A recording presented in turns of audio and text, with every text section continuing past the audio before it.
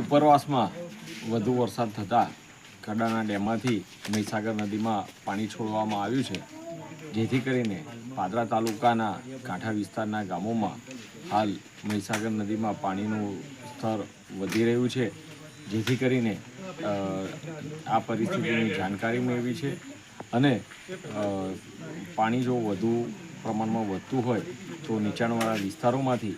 લોકોના સ્થળાંતર માટેની વ્યવસ્થા કરવામાં આવી છે અને ત્યાં સુધી સૌને સાવચેત રહેવા માટે જણાવવામાં આવ્યું છે અને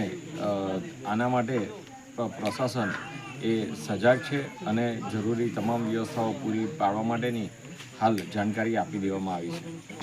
ઉપરવાસમાં ભારે વરસાદને કારણે મહીસાગર નદીમાં પાણીની સપાટી ધીરે ધીરે વધી રહી છે।